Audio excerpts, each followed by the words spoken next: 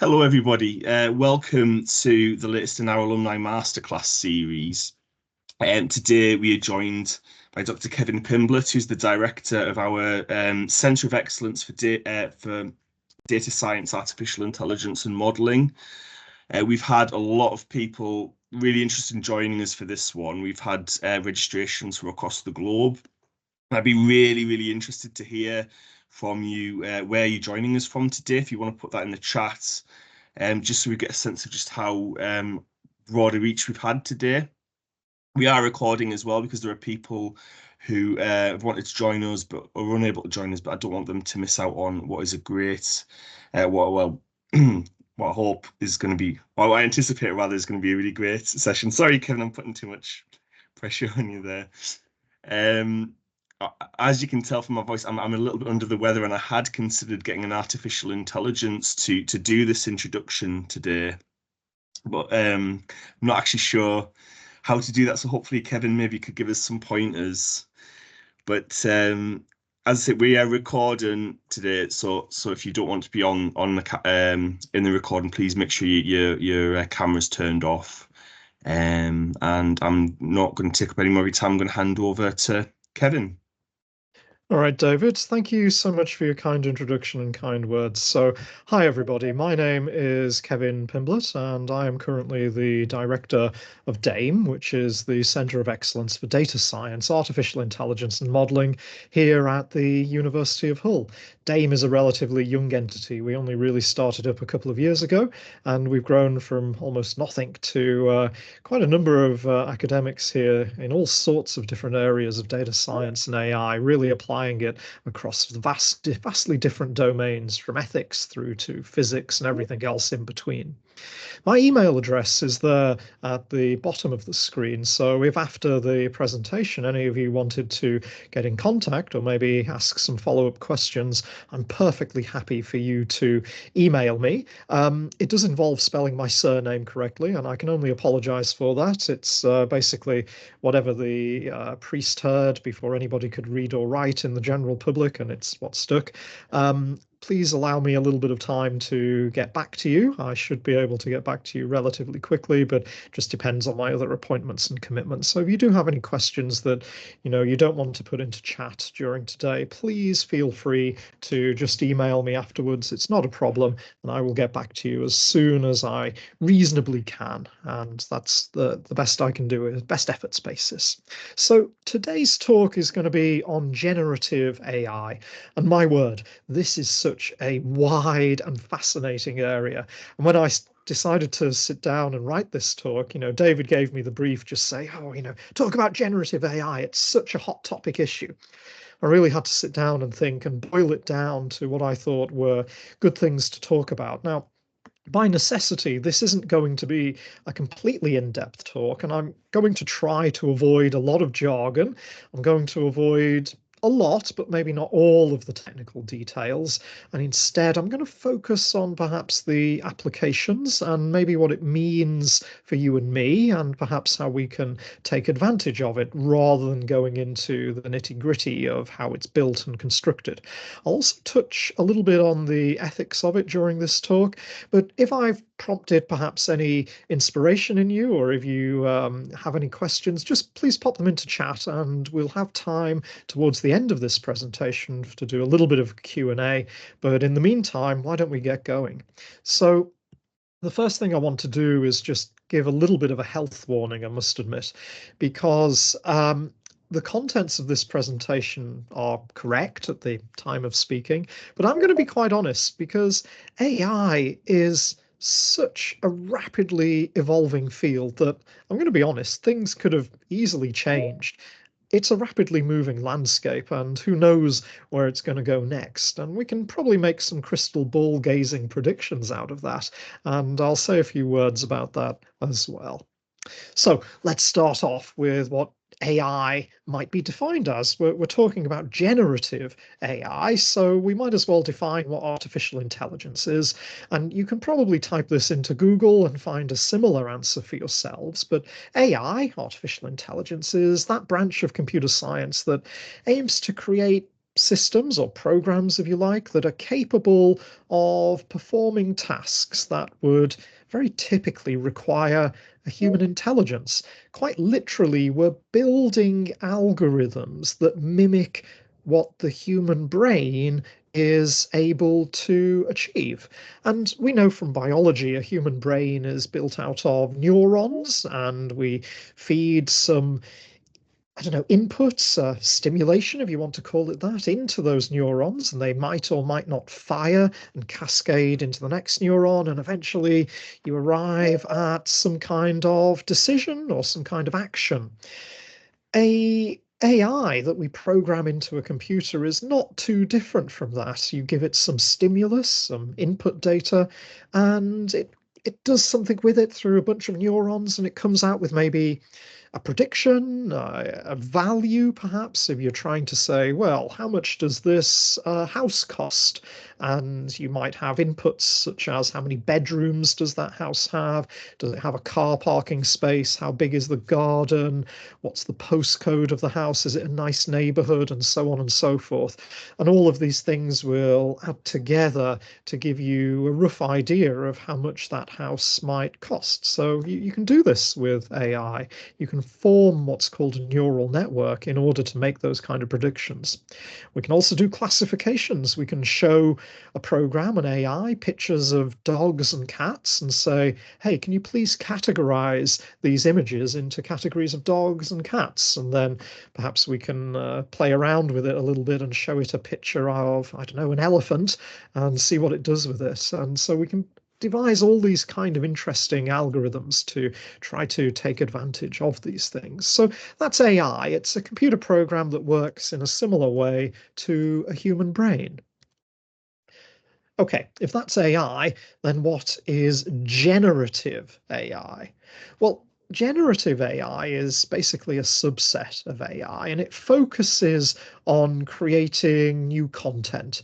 Rather than just analyzing existing data, as I've described on that previous slide, or even making predictions, it actively tries to make something entirely new out of your input. Its purpose, unlike traditional artificial intelligence, is to generate new and hopefully original content across various domains. Now, if it's not painfully obvious by this point in time, I'm going to do the big reveal right now and tell you that most of the images that you are seeing throughout this talk are from generative AI. They're not artwork that I've made. I will freely admit I am not that capable of doing that either digitally. I'm sure I've got a camera like everyone else on my mobile phone, but digitally I couldn't create a piece of art like what you see on the left-hand side. This is a bit of woodland, perhaps, with some sunshine coming in between those branches, and it's got all sorts of interesting lighting effects going on. And this is something that I created in a generative AI. I just asked it for a woodland scene, and this is what it gave me. And parts of it look, yeah, they look pretty realistic. Not all of it, but most of it looks pretty realistic. And it's certainly enough to fool people when you just take a casual glance at it. But if you sort of inspect it a little bit harder, I'm sure you would be able to point out one or two anomalies and sort of say to yourself, something not quite right here and there. It's not quite there. And you'd probably be right. But let me take you perhaps a step further in this kind of argument. It's because generative AI relies on those neural networks that we have previously talked about. And what it does, it relies on specific architectures. Now, I have no intent of defining today some of these gruesome terms in a lot of gory detail, but I'm just going to give you these words so that if you come across them whilst you're researching some of this, at least you kind of can have an input or a starting point to say to yourself, oh, well, you know, Kevin said this was associated with generative AIs. And so we have things like generative adversarial networks, otherwise known as GANs.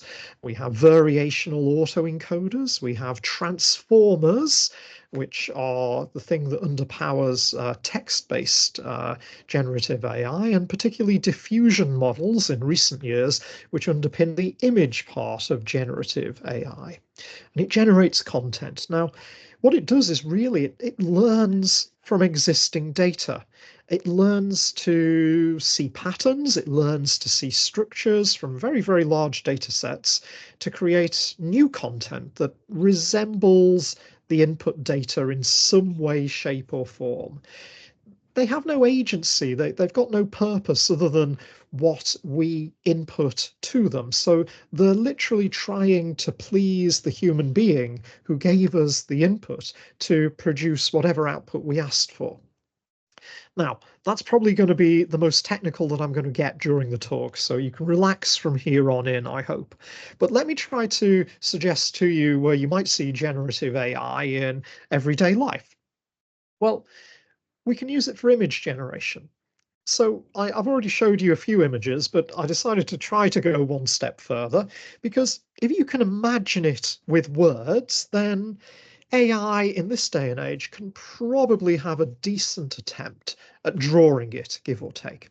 Now, here's one I made earlier. I inputted Mona Lisa using surreal art, and well, this is what I got out on the right-hand side. And yeah, some of it sort of speaks a little bit Dali to me. Some of it is, yeah, it sort of hits the mark, but it's sort of a little bit weird as well. I'm not sure it entirely fits the brief, but you can see certainly it's had a good go at what I've tried to ask it to do.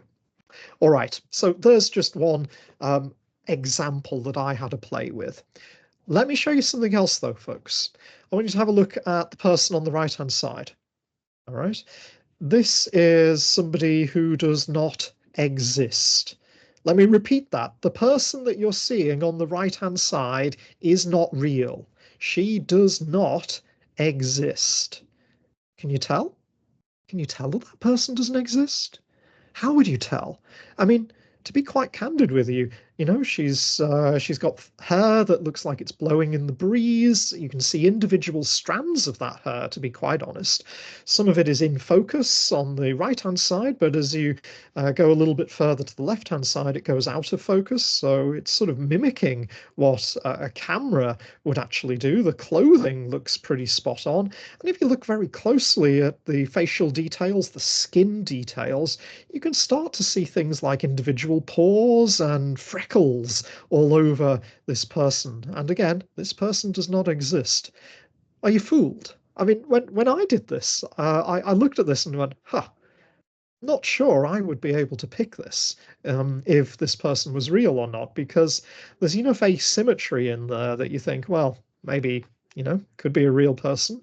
And there's no kind of fakery that you can sort of point at and say to yourself, well, maybe this is not real. I mean, there's probably one or two things that, I've seen thousands and thousands of these. There's one or two things in there that I might pick out, but in all honesty, this looks like quite a real person to my eyes, and I hope you would agree with that.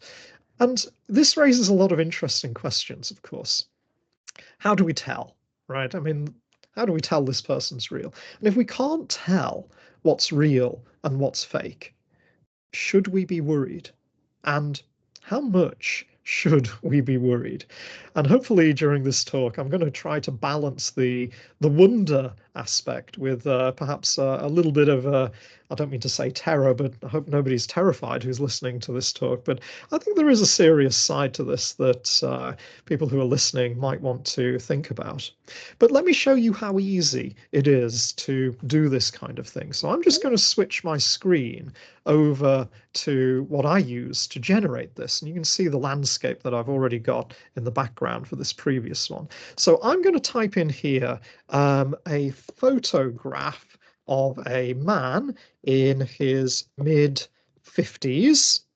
Yeah, I'm just going to leave it as that. I'm going to input version number 6 because that's the most up to date, and we'll see what happens. So whilst it's generating, and it shouldn't take too long to generate, all I've done here is asked Midjourney, which is an image producing generative AI, to have a go at producing a photograph. In fact, I've just spotted I've made a typographical error. I've said photograph of a man in his mid-50s. That's my error, but we'll see what happens here. And you can already see it's at 32%, 35%.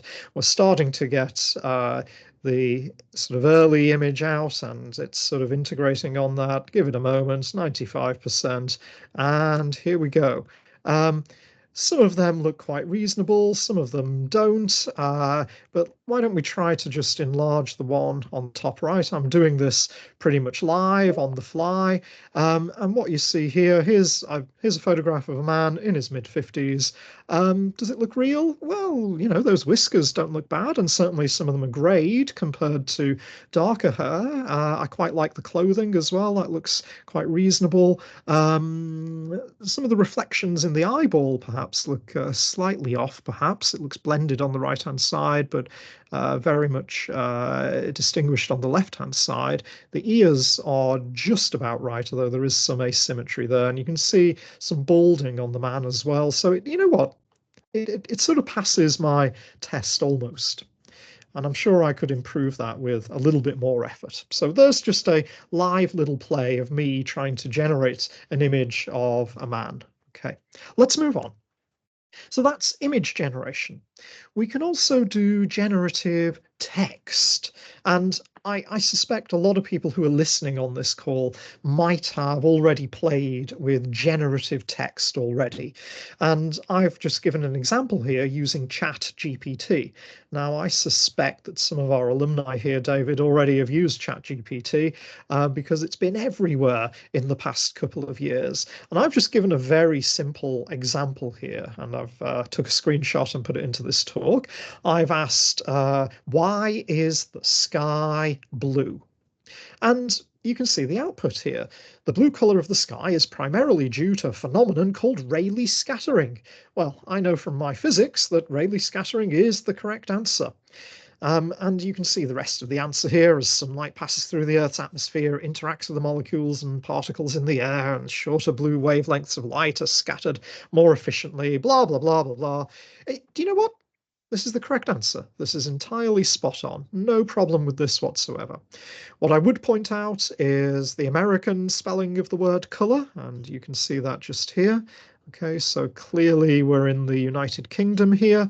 Well, I am where I'm presenting here, and I suspect a couple of people who are listening might be in similar countries who use the letter U in the word colour. Some of you may not be, but that's a little telltale sign that we can say, okay, well, do you know what? Maybe this is not written by a native British English writer, but beyond that, do you know what? It's pretty much spot on, isn't it? There's not much wrong with what this is writing here, and it's spot on. Okay, so I could have asked it anything I liked. This is just basically a physics question. We could have asked it something about biology. What about philosophy? You bet. What about, I don't know, art? What about the humanities? Yeah, absolutely. Can it translate French to English? Yeah, of course it can. And all of these things start to come together. I mean, ChatGPT can answer questions that I've never studied and I have no knowledge about whatsoever. And that starts to become a little bit dangerous, perhaps, because how much should I trust the output of ChatGPT, given that it's an AI and given that, you know, I don't know if this is right or wrong, but what I do know is that it's been trained on quite a lot of human data to date. And in fact, I was reading an article recently which suggested by the end of this decade, i.e., 2030, that all high quality human data will have been inputted into AIs like this, like ChatGPT. And I find that pretty phenomenal, right? Think about all human knowledge to date, all books ever written, all blogs on the internet, all research articles, you name it, all the high level text has already been inputted into all of this by 2030. And then we're on to lower quality inputs. I find that just astounding. And if you think just the vast wealth of human knowledge, not just in the sciences, but the arts, the humanities, and everything else in between, that's absolutely astounding. And what an amazing resource this is. It's a little bit like having Wikipedia at your tips, I suppose, at your fingertips, where you can find out about a given topic and hopefully it will give you a right answer. But can you trust the answer? Well, maybe you can, maybe you can't, but it certainly gets you a few steps along the way. Do you know what? It can also write some code for you. And if you ask it here, so I've written here, write some code in Python. Python is a programming language to compute the 50th decimal place of pi, as in the value pi, 3.14159. And do you know what? This is the correct code, and it's outputted the correct code for me to just copy. So I could just click on the copy code button there, put it into my Python programming environment, and it would absolutely do this. It would give me the 50th decimal place of pi. How easy is that? And I I don't even need to know how to program, right? It's just given me the solution for that programming task without really thinking. And I don't have to understand it. I can go ahead and execute that, and it's absolutely fine. It'll work. I do understand Python though, and this does work. So it has given me the right answer here. Now imagine this scaled up, right? Do we even need to start teaching students how to code anymore? There's a really deep and philosophical question there, I think. And of course, there's not a single answer either. I think there's a multifaceted answer within that we can start to think about what it actually means to use some of this kind of stuff. Let's go a bit deeper. Let's give something a little bit more common, shall we? What about writing a CV, folks? I can come up with a fake CV, right? What I asked ChatGPT to do here is come up with a fake CV for Joe Bloggs, who's got 10 years experience after they graduated with a computer science degree. I didn't tell ChatGPT what to write. I just said, someone who's got 10 years after graduating with a computer science degree from the United Kingdom. And I'm going to leave this up just for a few moments so that our alumni online can have a read of this, because I think it's kind of interesting, the output that it's produced. So it gives a professional summary of Joe Bloggs right at the start, an accomplished software engineer, 10 years experience, and it gives, a bit of proficiency in programming languages, Java, Python, C++, and a proven track record and a few other things, and excellent problem-solving abilities, and looking to bring technical expertise and innovative problem-solving skills to a dynamic team within the UK. What a brilliant set of writing. I mean, this is the sort of writing that a professional would do, not just with 10 years experience, but probably with a little bit more. And to be quite honest, they've then given some expertise. Now, all of this expertise is invented, as is the places they've worked at. So XYZ Tech Solutions doesn't exist, of course. But you can kind of see that, if you were trying to fake a CV, this is the kind of thing that you would do. You'd just replace XYZ with whatever, and then you'd say, well, managed a team of developers in creating software solutions that improve systems efficiency by 40%. Isn't that great? As a hiring manager, this already sounds good. And then at the top right-hand side, a software developer in ABC Enterprises in Manchester. Worked there for 5 years and engineered and deployed applications that automated processes and reduced operational costs by 20%. This person, whoever this Joe Bloggs is already looking pretty decent.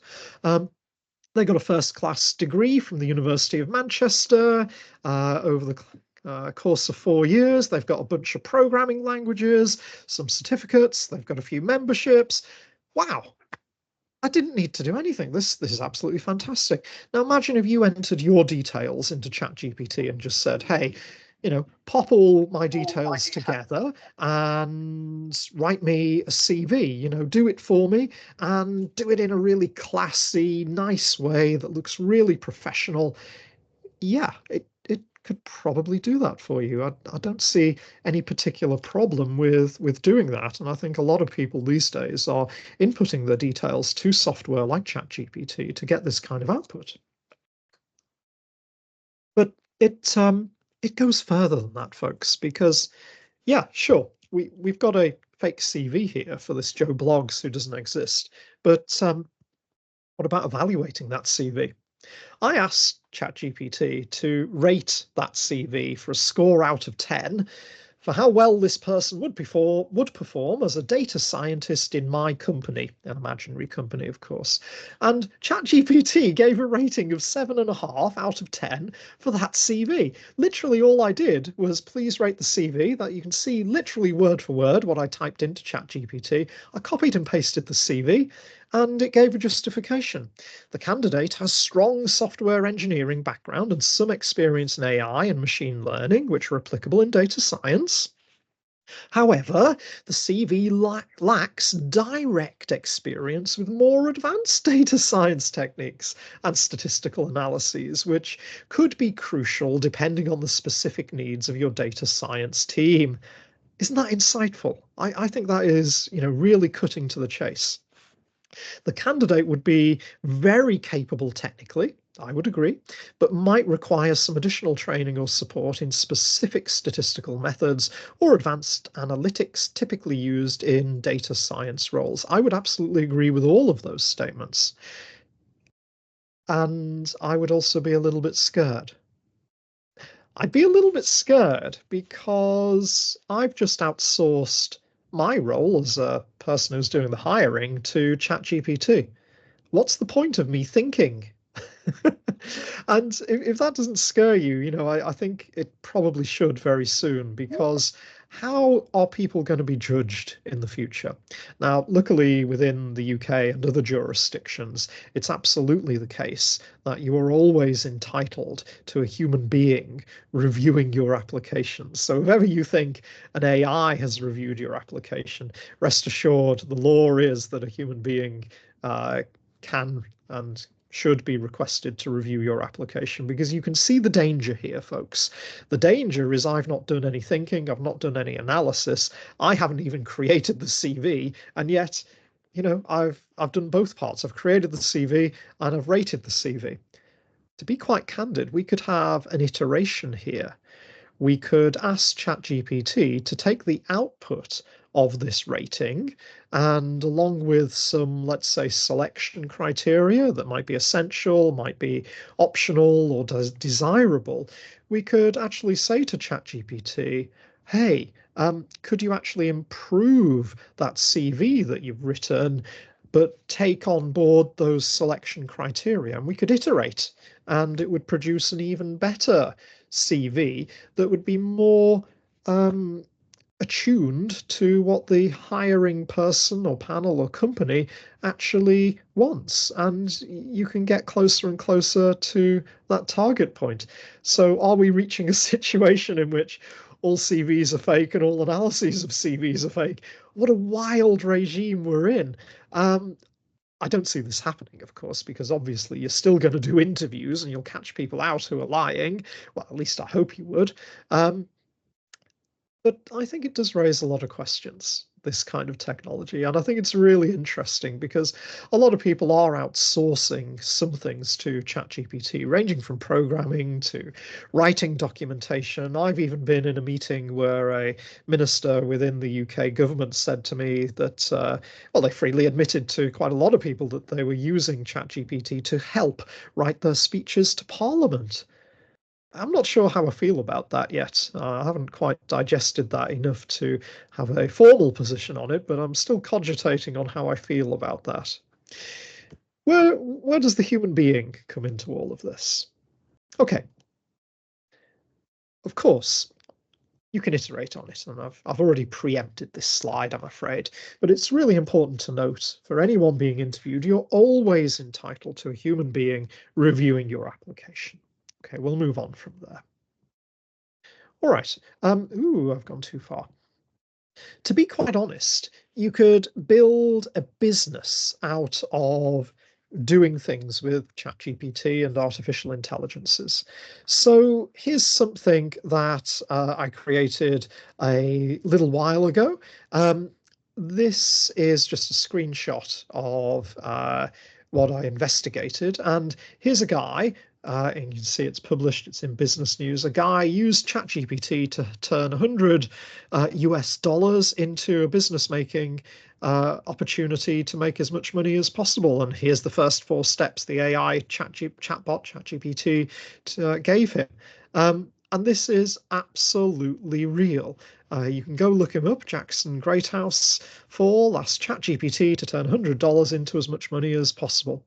People have done this. There was a really famous case when ChatGPT first came out of someone literally doing this and tried to make money. And basically they said, all right, ChatGPT, you're in charge. You have $100. I'll be your agent in the real world.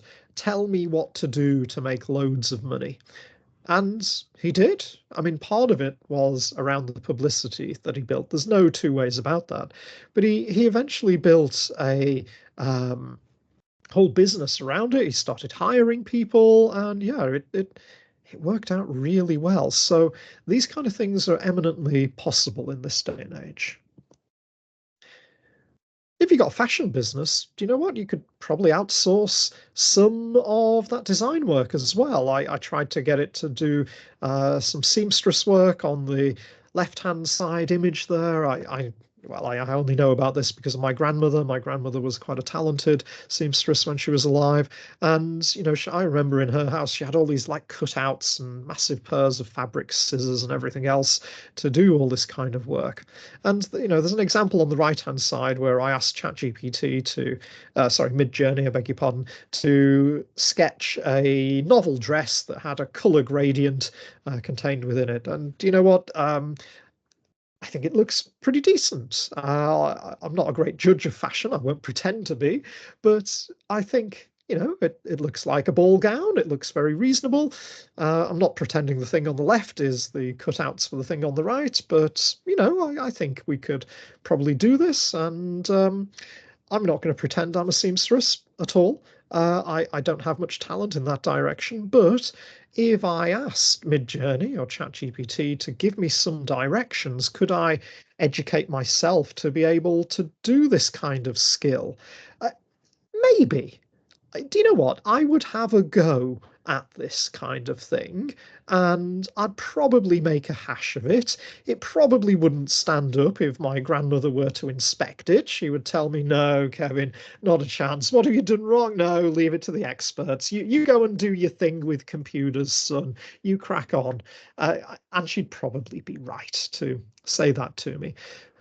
Equally, everybody starts somewhere, don't they? Everybody starts somewhere. And the first time that you attempt something, yeah, you're going to make mistakes. It's not going to look grand, but I think you can improve. And so I think ChatGPT and other AI technologies are going to really help the general public upskill in a lot of different directions. And you know, being an optimist about these things, I think that's probably going to be a true statement. I think there's also a converse that, you know, you could outsource your thinking to ChatGPT. We had that example of having that CV there that we outsource the thinking of. I think that's certainly a danger, but we can use it to upskill ourselves. And this is just one example using fashion.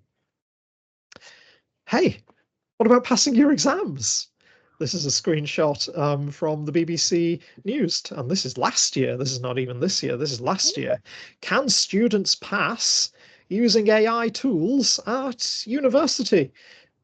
Well, you can't get them into the exam hall, is the honest answer very readily. So probably not, no. And it's not going to do a Viva for you in person. So again, probably not, no. It's not going to get into the physics laboratory or the chemistry lab where you're going to mix reagents together. So yeah, maybe not. It's not going to get into the drama studio and replace you on stage if you've got a performance to do. So again, probably not. However, you know, if there's some simplistic coursework that, I don't know, maybe you're taking home to do and it's not an exam or a performance or some kind of chemistry reaction, then, well, maybe it can. And indeed, in universities and high schools across the nation and indeed across the world, there's currently a little bit of a wrestle going on. How do we deal with this kind of technology? How do we adapt or how do we adopt this technology in a sensible manner so that we are actually assessing students rather than assessing artificial intelligences. And that is an ongoing conversation. I'm not going to pretend to have anything approaching a full answer to that question for you, other than to say that yes, AI can certainly help students to pass some aspects of their time in education, and not necessarily just at university, but certainly at high school as well. It can also do some original research. Now, this is a recent article that my student Laura produced. You can see there, I'm the middle author. I've got predicting the ages of galaxies using an artificial neural network. So these kind of technologies, AI, it's increasingly coming into research. I promise you we didn't write this paper using ChatGPT, but do you know what? We might have been able to write some of it by leaning on ChatGPT a little bit to write some Python code and to write some text. Yeah, we could have done that. We didn't, but this kind of technology is infiltrating everywhere, not just education, not just research, but right across the board. All right, I'm going to slow down for a moment. I'm going to slow down, folks, because I've presented a lot of different things to you in the space of a really short amount of time. I think it's very natural just to have a pause there and to say to ourselves, well, wait a moment. Aren't there any issues kind of buried here? And of course, the answer is yes. Now, this guy at the bottom right is called Greg Rotowski. Greg is an artist. He is a digital artist, and he produces artworks that are used in games like Dungeons and Dragons, if you're of a certain vintage, although I know people still play Dungeons and Dragons, card games like Magic the Gathering, and so on and so forth.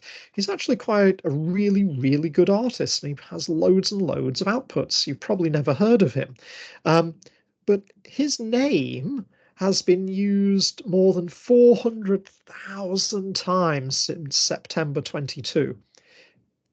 He didn't consent to this. And his name has been used more than Pablo Picasso and Leonardo da Vinci.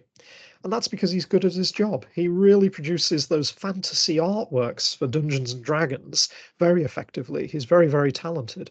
But now everyone, like me and anyone else, can produce artwork in his style that looks like Greg's work.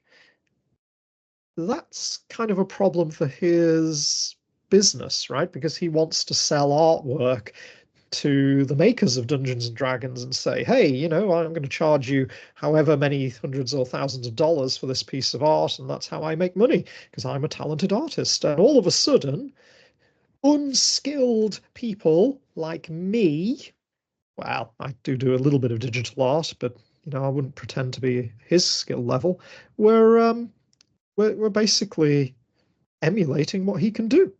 And we do that because things like Midjourney have scraped billions and billions of existing images from the internet. Literally, they've just mopped everything up. And artists like Greg and other people are complaining about this because their artwork has been inputted as the input, as the training set to some of these AIs, and I don't know which because it's not public knowledge, without their consent. And we can replicate his particular style. We can replicate Picasso's. We could replicate Da Vinci.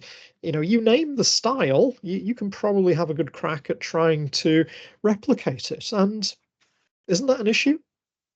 Maybe. And there's no real good answer to how we compensate people like Greg for lost income because we've come along and invented something that can emulate his style. And there's also misuse. I'm including this slide here just to illustrate how good things have got, because on 2014, these are images from research papers in AI, by the way. The technology to produce faces has just got unreal. And I showed you an example earlier on in this talk of a human being that I created that doesn't exist. It's just incredible the rate at which this has come along in recent years. It's phenomenal what we're able to do just in the space of 1 decade. And then just think where we're going to be in another decade's time. I mean, the rate of advance is phenomenal. Let me play this video for you, if it's going to work for me. No, come on. Let's see if I can play it this way. No, is it not going to play for me? Oh, never mind. Well, I had a very interesting. I'll just try one more time. No, I had an interesting video here of a certain actor, and I'm sure you'll recognize him face. Oops, no, I didn't want to go from the start. Tom Cruise, who has been systematically faked on the internet. And this is quite a famous video that has been all over the internet. And if you type in deep fake of Tom Cruise, I'm sure you'll be able to come up with this. But the video is astounding, right? This is just an actor who's replaced his face and perhaps some of his build with that of an actor. And, it looks real. The voice sounds reasonable. There's nothing about it where you'd go, don't know about that. Sounds a little bit fake, not so sure about it. And I think, there's a real issue here. I wonder actually if I can just open up on screen perhaps, and I'll see if I can do this live. See if I can do that. Let's get videos. And Kevin, sorry, Anita's just saying on the presentation to enable content, it would work. Oh, we've got it on the internet, so it's fine. Here we go. It's a little embarrassing, it reminds me, once in Russia, ran into Gorbachev. He said, Mr. Movie Star, are you nervous? I said, no, Mr. Gorbachev, I'm not nervous. I don't. He goes, well, remember how much a polar bear weighs. I said, polar bear? He said, enough to break the ice. It's the last time I've ever seen Mikhail Gorbachev. What's up, TikTok? All right, so I'm just going to pause it there. You kind of get the general idea of what's going on there. So there's a video. It's not him, right? That is categorically not him. That is someone else doing the acting and replacing their face with Tom's face. I think there's a real problem here, isn't there, folks? In the sense of if it's that easy to fake someone, what do you actually need to do that? Well, probably not more than a couple of images and a sample of their voice. And then you start thinking, well, how worried should I be? I don't have a good answer to that, but I think there are ways around it, of course. I mean, we already have people trying to do phishing attacks on us and so on and so forth. And, this kind of technology isn't going to go away anytime soon. And to be quite honest, AI is dual use because civilian use can translate to military use and vice versa. But the thing is about AI, it's efficient and it's scalable. So in other words, I'll give you a coherent example of what I mean by that. Human beings that are viewing camera recordings can eminently be replaced. Right? You don't need a human being sat in some kind of control room looking at cameras anymore for a big department store looking for thieves or anything else. No, AI can actually totally do that for you within reason, and it's robust and it's trustworthy. But of course, that kind of technology can readily be used for military use. You can easily think of spying or anything else. You're trying to track an individual or whatever it happens to be. And of course, it's not just movie stars like Tom who can be faked. Your voice, your face can be faked. What's your level of concern with that? I think there should be some level of concern, because if people are going to fake who they are to you and who you are to them, there's social consequences to that. Because if I phone up my mum and say, "Hey, mum, I need £10 to," clearly I'm not 14 years old anymore. I need £10 to go to the cinema with my mates or something like that. What if you give £10 to a criminal instead of your son or your daughter? I think there's a real concern there, and I think you need to start thinking about these things. you could ask some verification questions such as, hey son, where did we go for your birthday last year? Just answers that only they would know, that hopefully you haven't put on social media. And I think, setting up that kind of trust network, those trusted questions, might be an idea into the future, but it's no different realistically to the kind of phishing attacks that are used in the current era. Of course, we can also use it for political interference, because we know Winston Churchill was pretty lazy. He just played on his Nintendo all day long. Did he? Well, no, of course he didn't. I'm making that up because Nintendo clearly wasn't invented at that point when Winston Churchill was alive. But, here's a picture of Winston with a Nintendo controller of some sort. If I can do this in, the space of 10 seconds, I'm sure I could improve this image, by the way. I can make it photorealistic. I could probably put him in Parliament half asleep or something on a Nintendo controller and pretend that, yeah, he's a little bit of a lazy person. And yeah, you definitely shouldn't vote for Winston. Could you imagine this scaled up to the modern era, right? How much political interference do you think you could cause? It's going on right now. I mean, there was a politician in Germany whose name eludes me who suffered from these kind of things, and you can easily see this in the American election that's going on right at the moment. There are fake photographs of both Biden and Trump doing the rounds, perhaps being where they shouldn't, or trying to accentuate the credentials with certain demographics and so on and so forth. You're going to see things like this in the next United Kingdom general election as well. I have no doubt about that. And it's just going to get more prevalent. So the potential for political interference and disinformation and information manipulation more generally is something that we need to be pretty keen on trying to spot and trying to combat. I mean, it's easy when some kind of trusted source, family members or your close friends, post some kind of meme on TikTok or Twitter or Facebook or whatever else it is you use in this day and age.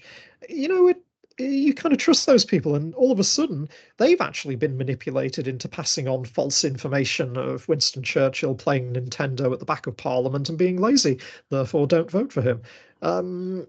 This kind of thing is just going to see more and more frequent use. So I think professional journalist sites, like the BBC and others, they're going to have to be really on the ball with detecting these things and fact checking all of these things, as professional journalists do. We've spoken about a few things there. Deep fakes, obviously, political interference.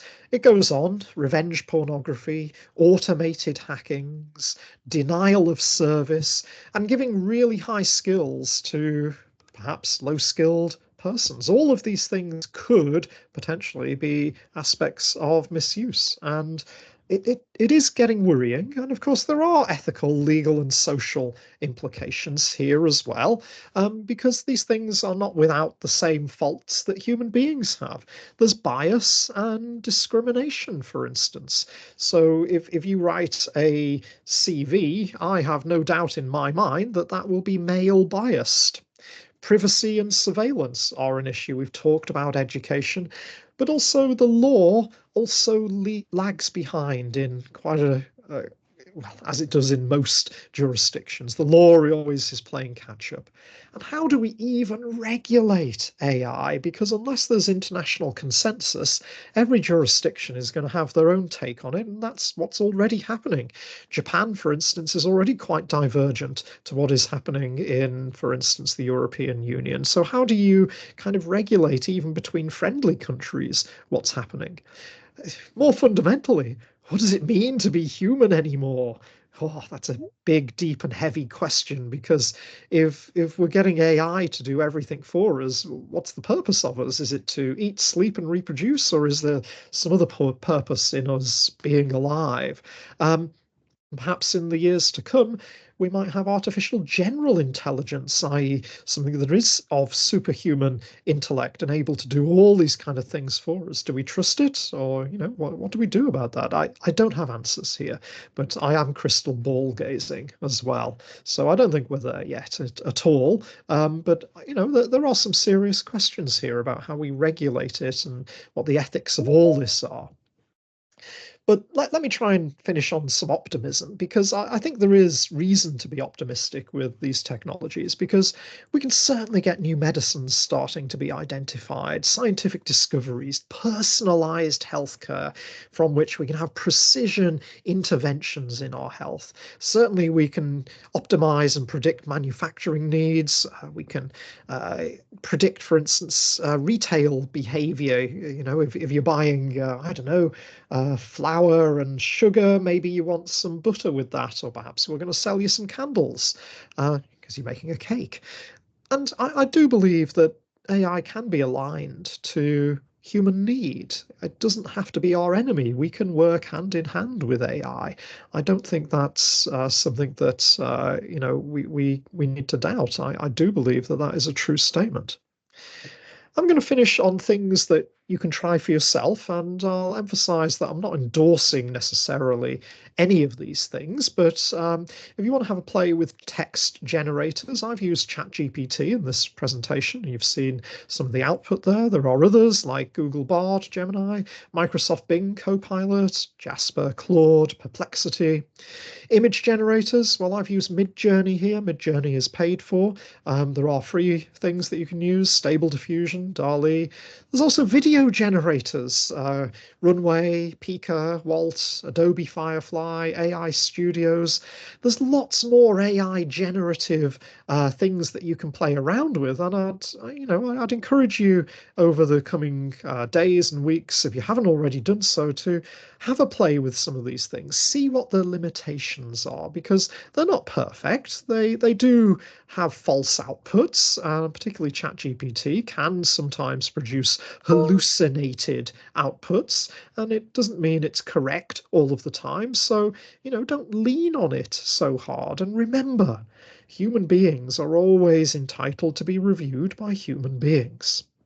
Okay, David, I'm going to wrap up there, and I will stop sharing my screen at this point. And I hope all listeners have enjoyed listening to that presentation. And David, I'm going to hand back over to you for the Q&A session, please, mate.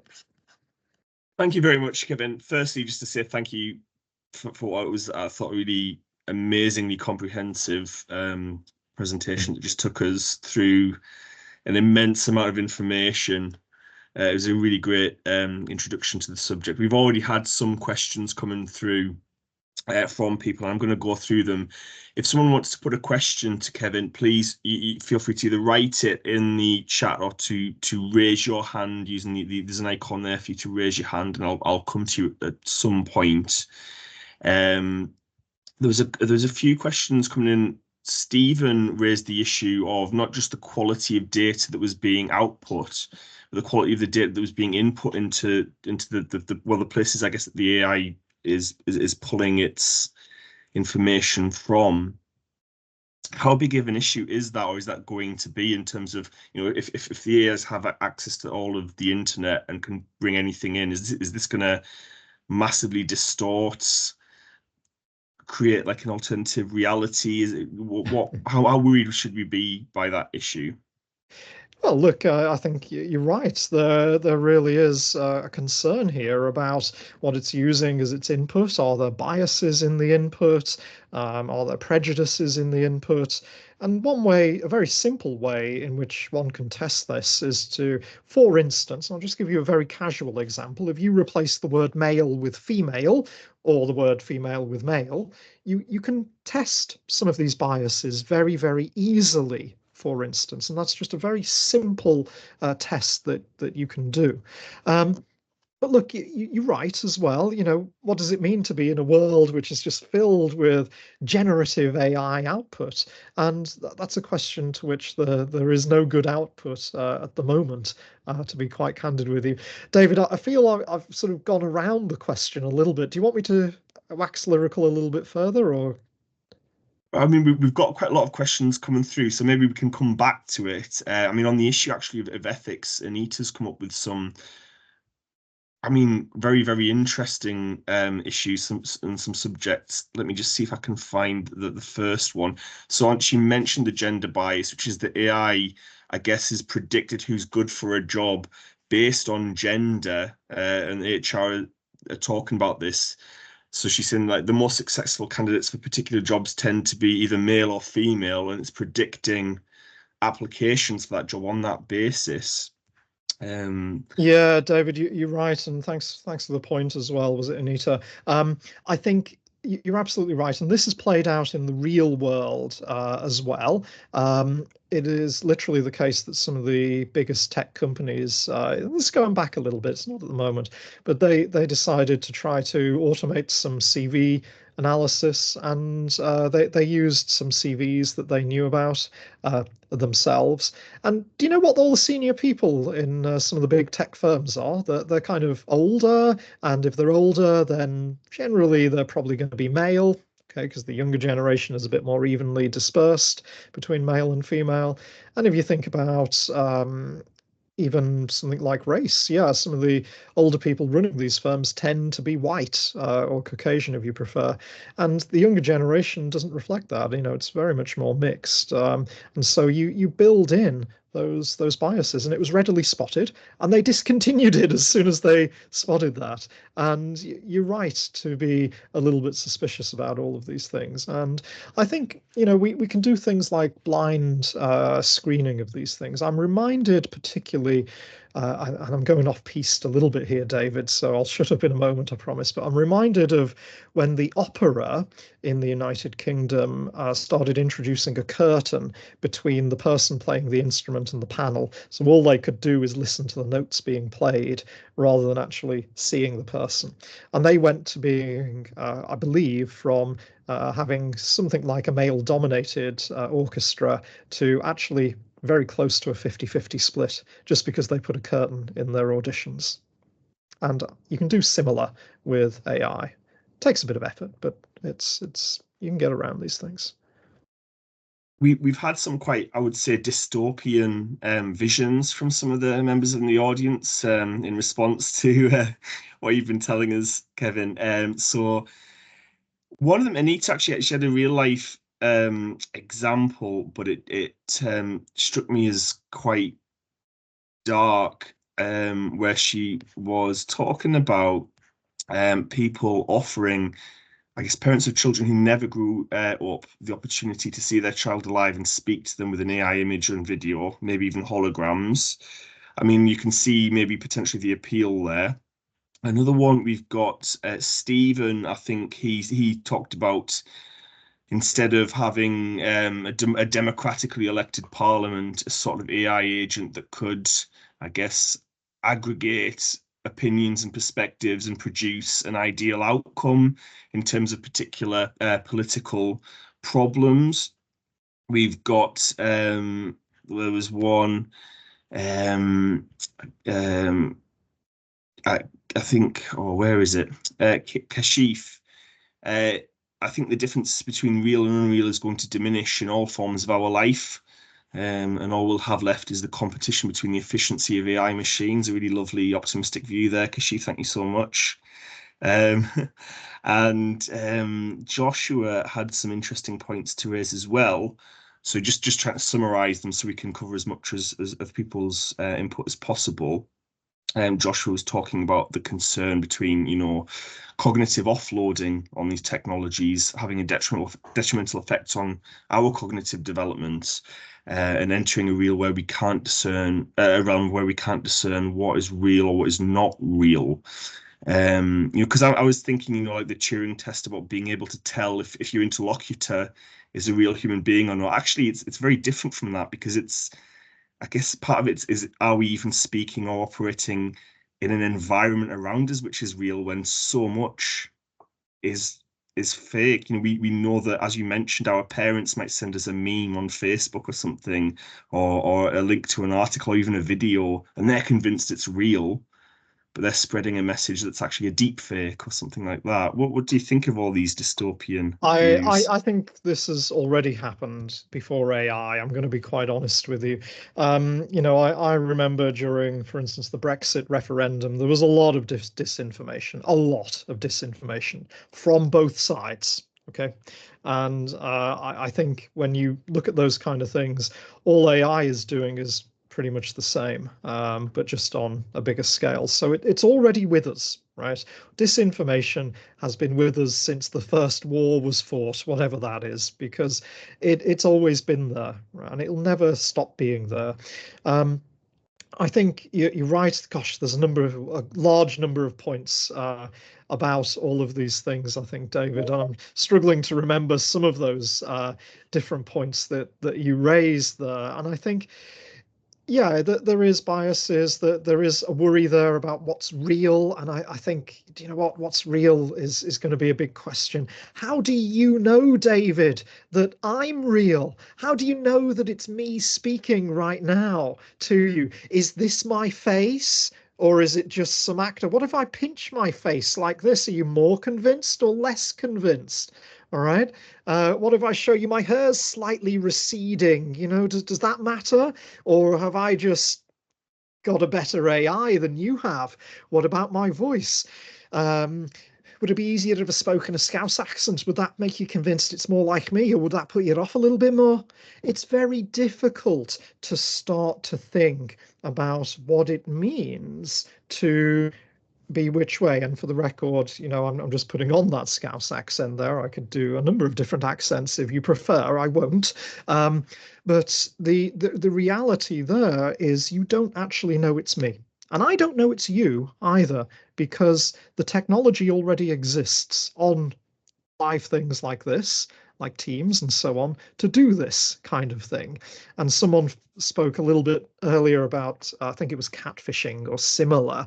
Now, imagine that, you know, what I really wanted to do was get money out of you, but I would do it in a sexy way, perhaps, and I could easily fake myself as a woman, put on a woman's voice, and you know, you can imagine where that goes next, right? And how easy would that be? And then all of a sudden, I could start getting into, you know, a kind of honey trap situation.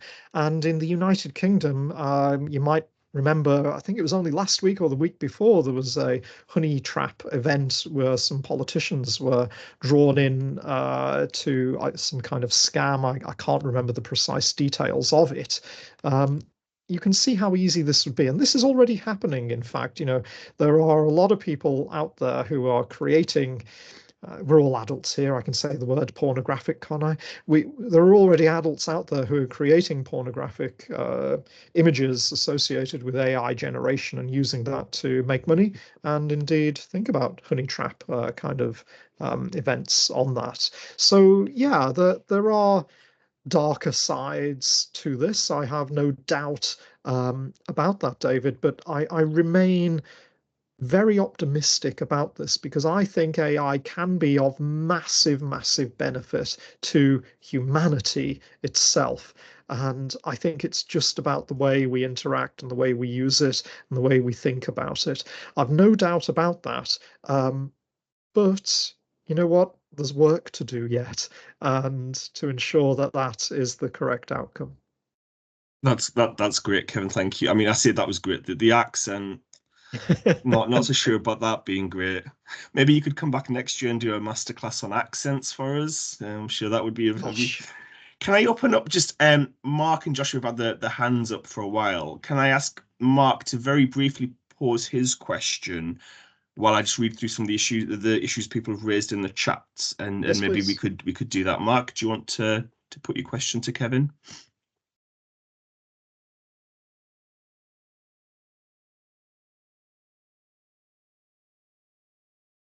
I will unmute Mark. Sorry, I think he's muted there.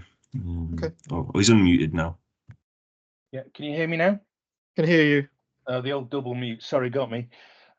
Thanks very much for the talk. That was very interesting. I work in drug development. It's a very highly regulated environment. So I can see some of these uses for AI emerging. You know, let's ignore all the bad stuff for a minute and accept it's there. But I don't see how I could potentially use AI in my work, in any of the regulated work I do. And I'm just wondering, you know, is there any impetus there to split out the, I don't want to say trivial, but the less mission critical stuff from the things that I might have to submit to a health regulator in Europe or America, because I have to show, if I've generated anything with a computer system, that the output is reliable and can be depended on. I don't see any system like that emerging in AI, or am I wrong about that? Mark, I'll caveat my answer to you by saying I'm not an expert in medicines and the regulatory bodies that surround medicines, so it's not my area of expertise, and I hope that caveat is okay with you. However, I think, if you think about drug discovery and molecules that stick together to form a particular compound, you can start exploring that parameter space in a lot of detail that hasn't previously been done. And I would wager there are already companies, perhaps in the United States and elsewhere, that are already swiftly going through and sifting through all that data to create some new compounds, new drugs, to be able to activate certain metabolic pathways in order to achieve certain results.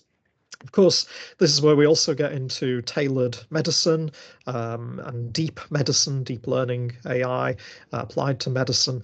I think, yes, you're right in terms of the regulatory side of things, that you would have to justify that these things worked, and you go into your double-blind trials and everything else.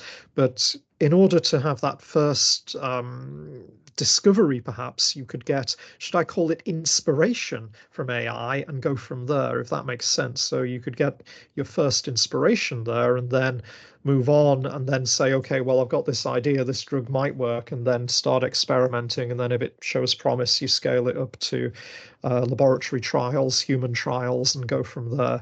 I'm not sure that's a full answer, because I don't know medicine enough in detail to be able to give you that full answer, but maybe that's a partial answer, Mark. Okay, thanks very much. Thank you, Mark. Joshua, you had your hand up as well. Would you like to put your question? Again, if you could do that briefly. Yeah, of course. Thank you. I guess my question was around the sustainability of kind of AI, and are there limits to how much it can scale? Because we know, for example, the computational demands, the fact that it requires a lot of water, potentially surely it can't be sustainable for it to grow at such pace when there are all these kind of climate concerns, environmental, even in terms of the actual ability to sustain that momentum. I guess that's my question. Well, short answer, yes. But slightly another short answer is, isn't that what we thought about Bitcoin as well, Joshua? I don't wish to be sarcastic or flippant in that answer, but you can see the way that Bitcoin is now using more power than some South American nations like Chile and so on and so forth. And it is a worry. You're right on the environmental point of view, that yes, it is chewing up vast amounts of power. And I'm not sure I have a very good answer to you, other than, yes, I agree with what you're stating in terms of the power consumption. And I think people do need to start worrying about, the justification of that and where that is going. You talked a little bit about scaling up. I could relate that to Moore's law and other things there, perhaps as well, Joshua. But yeah, you're dead right. And I first sort of came across this when I was thinking about the number of scientists taking airplane flights to go to conferences. Okay, that's probably small talk now. But if you think about Bitcoin over the past decade or two and how much that has exploded, that is frightening. And in terms of power use, and then think, what's going to happen here? Well, yes, is the short answer. That's great. And there's a few questions around the issue of, so a few people have sort of commented on, how AI is taking creative jobs, so copywriters in advertising, script writers. I think there's a big strike in America, wasn't there, for the script writers around the use of AI. I think the consensus in the chat seems to be that the sort of the people who maybe not as skilled in those areas have a lot to worry about, but there'll always be a sort of high premium for those who are very, very good at the job. What's your thoughts on that, Kevin? Yeah, look, the AI revolution, if I could call it that, and it's like a fourth industrial revolution. Let's be quite honest with each other. It's like any other industrial revolution in some ways, in the sense that somebody with a shovel is going to replace 10 people who are using spoons to dig a hole. It's a flippant example, but you could think about other things. People are knitting with needles. Well, do you know what? You can do that on a machine, of course. And you can see that, for instance, in the history of the north of England, which was industrialized, and all those locations that you can still see in the north of England, all the mills and so on and so forth. Yeah, I mean, obviously it put a lot of people who were knitting by hand out of work, and no one would deny that. And the same is true with this industrial revolution. I have no doubt about that. By the same token, what it does do, any industrial revolution, is free up people from some of those more menial tasks in order to upskill in other tasks. So yes, you're right. Let me give another coherent example. Perhaps, might be coherent to some people, it might not. If you think about vinyl records, okay? Clearly, vinyl was replaced by things like CDs, and in this day and age, it's been replaced by MP4s and live streaming and everything else. Do you still buy vinyls? Yeah, there's still a market for vinyl records. There's basically a vinyl shop in every big city or town, to be quite honest, where you can still get hold of vinyls. So these kind of things aren't going away. But you're right, there is a premium now. So I would agree with you, David, in the sense that yes, it's going to put low-skilled people perhaps out of a job, but those people who are really highly skilled, the price will suddenly go up. And you can think about artists there, for instance. They could charge a small fortune for a human-generated piece that's authentic. Wouldn't you love to own a human-generated piece of art instead of an AI piece of art? Okay, and I think there's an argument to be made there. I don't know how it's going to play out. I'm going to be perfectly honest with you, but I think the argument is there. That's great, Kevin. Thank you. On that note, I think we will thank you very much for the time that you've given us this evening, your expertise. I know we've tried to wring every last drop of information and insight that we can get from you, and the messages have been coming through on the chat all evening about how grateful people are for what you've shared with us today. So I want, on behalf of everyone here, to say thank you very much, Kevin. That this has been absolutely wonderful, and we really, really appreciate it. To the audience, I'd like to thank you for joining us this evening. It's been a beautiful day, so I know that to stay in the house and be part of this, maybe you've missed the opportunity to get some sunshine. Certainly for those of you in the UK, where we've not seen the sun in what seems like months now. So thank you very much for joining us. We really, as I said, this has been like, there have been so many people who've gotten in touch with us about this session. I'd really love to hear from you afterwards about what sort of sessions you'd like to see us do in the future. What would get you tuning back in, and which of our academics would you like to hear from? What subjects would you like us to cover? Because obviously, we want to give you more sessions like this that we've had with Kevin, where you've opened our minds to something that's really important today. But again, to everyone, thank you very much for joining us, and I do hope you enjoy the rest of your day. Thank you, David, and thank you to all our listeners. It's been great speaking with you all, and I hope you've really enjoyed that. And hopefully I can come back another time, David. Oh, absolutely, absolutely. Anytime you want, Kevin. My pleasure. Thank you. Good night, everybody. Thank you.